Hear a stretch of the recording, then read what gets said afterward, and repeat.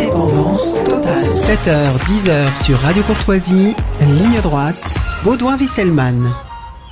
Bonjour Raphaël Audouard. Bonjour Baudouin. Vous êtes le directeur de la Fondation Identité et Démocratie. Chaque semaine, on vous retrouve pour une chronique.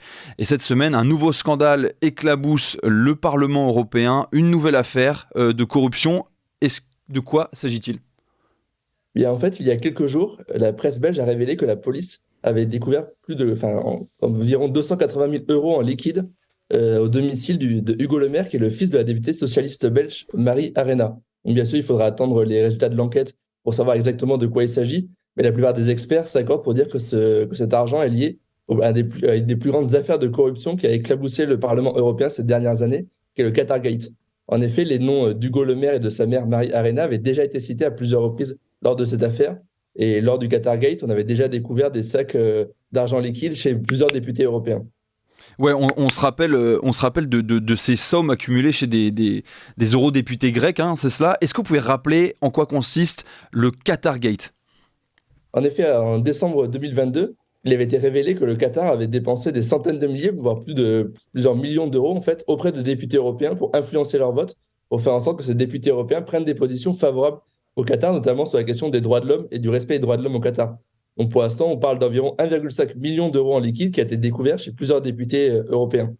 Par exemple, l'une des accusées, la socialiste Eva Kaili, n'avait pas hésité en revenant d'un voyage au Qatar à affirmer, je cite, « Le Qatar était un chef de file en matière des droits du travail ». Alors même que l'on sait que le Qatar traite extrêmement mal les travailleurs étrangers qui résident sur son sol dans une situation de quasi-esclavage. Évidemment, le Qatar nie toute implication, mais elle s'était entretenue avec le ministre du Travail qatari précédemment et des sacs d'argent liquide avaient été découverts chez elle. En tout, il s'avère qu'elle avait reçu 250 000 euros pour financer sa campagne pour être réélue au Parlement européen et elle était ensuite intervenue plusieurs fois en faveur du Qatar. Et en tout, c'est environ 900 000 euros qu'elle a découvert soit chez elle, soit chez son compagnon, soit chez son père. Pardon. Et c'était pas n'importe qui à ce moment-là, c'était la vice-présidente du Parlement européen. Donc on voit que cette affaire de corruption touchait des personnalités importantes du Parlement européen.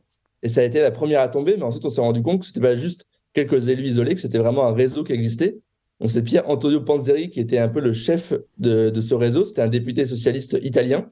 Au départ, il avait l'air d'être au-dessus de tout soupçon. C'était quelqu'un qui était depuis longtemps un socialiste italien. Il avait d'ailleurs été élu 3 fois au Parlement européen. Et surtout, c'était un militant de la défense des droits de l'homme, parce qu'il avait fondé en 2019 une ONG, Fight Impunity, dont le but était, je cite, de promouvoir la lutte contre l'impunité en cas de violation grave des droits de l'homme et de crimes contre l'humanité. Donc on est là face à une ONG de défense des droits de l'homme qui aurait été servie à blanchir l'argent d'un des pays les moins respectueux des droits de l'homme au monde. Donc c'était justement, il pouvait jouer sur cette image de défenseur des droits de l'homme pour éviter tout soupçon. Et pour chez lui, c'est 500 000 euros qui ont été découverts en liquide chez lui. Alors, cette corruption n'est pas le fait de quelques brebis galeuses isolées ? Non, en fait, justement, Antonio Panzeri a reconnu les faits et ensuite il a coopéré avec la justice pour pouvoir obtenir une remise de peine. Il a dénoncé un vaste réseau. Par exemple, son assistant parlementaire au Parlement européen n'était autre que le compagnon de Eva Kaili, la députée socialiste grecque dont j'avais déjà parlé. Donc on est bien là face à un réseau de corruption et pas juste face à quelques brebis galeuses, quelques personnes qui avaient accepté de l'argent. Ensuite, il y a eu plusieurs autres parlementaires européens et personnalités politiques qui ont été arrêtés. Il s'agit à chaque fois de socialistes, donc de membres du groupe de socialistes au Parlement européen. Parmi eux, on trouve des personnalités assez importantes. On trouve par exemple Luca Vicentini, qui était le secrétaire général, donc le chef, le dirigeant de la Confédération syndicale internationale. Donc là, on est face à la Confédération internationale des syndicats. C'est une organisation qui regroupe la plupart des syndicats du monde. Et avant ça, il avait été secrétaire général de la Confédération européenne des syndicats, qui regroupe la plupart des syndicats européens. Il a reconnu avoir touché 500 000 euros pour financer sa campagne d'élection à la tête de la Confédération européenne, enfin la Confédération internationale des syndicats, pardon. Mais il dément tout lobbying en faveur du Qatar. On peut s'interroger sur pourquoi le Qatar. Enfin, en réalité, ce qu'il dit, c'est que c'est l'ONG Fight Impunity du député italien qui lui a donné de l'argent et qui ne savait pas que c'était le Qatar derrière. Néanmoins, on peut s'interroger sur sa bonne foi. Donc à chaque fois, le principe est le même. On a retrouvé de l'argent liquide. Les députés européens ont reçu de l'argent, ont reçu des cadeaux en échange de prise de position, en échange de votes favorables au Qatar ou en échange d'un travail d'influence au sein des institutions européennes. Pour vous donner un exemple, en novembre 2022, il y avait eu une réunion de la sous-commission des droits de l'homme où était présent le ministre qatari du Travail et l'entretien a été orienté par le député italien Panzeri. pour essayer de donner une meilleure image du Qatar, pour essayer de faire en sorte que l'Union européenne ne condamne pas le Qatar en matière de respect des droits de l'homme. Mais alors pourtant, le Qatar n'est pas connu comme un modèle de vertu à ce niveau-là. C'est le moins qu'on puisse dire. C'est-à-dire que sur de nombreux sujets, le Qatar est très critiquable. D'abord, c'est une monarchie absolue qui n'est absolument pas démocratique. Ensuite, c'est un État dans lequel 80% de la population sont des travailleurs étrangers qui n'ont pas la citoyenneté, qui n'ont quasiment aucun droit. Parfois, on leur prend leur passeport pour les empêcher de partir.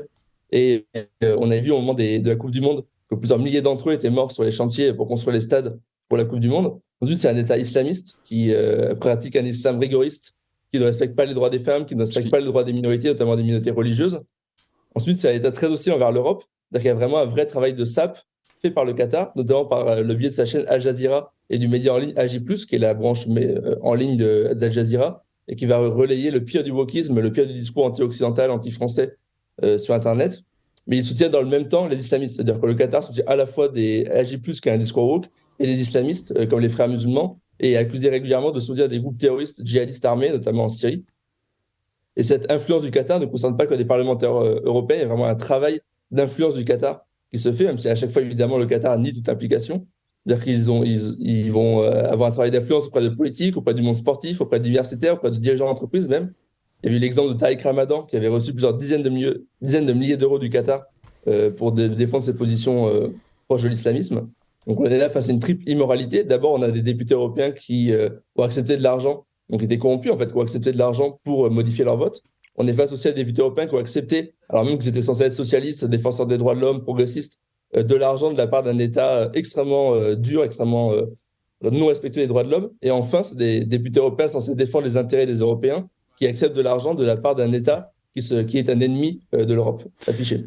Merci beaucoup Raphaël Audouard, je suis obligé de vous couper, on passe à la suite. Merci d'avoir été avec nous. Je rappelle que vous êtes le directeur de la Fondation Identité et Démocratie qui est liée au parti Identité et Démocratie qui siège au Parlement européen.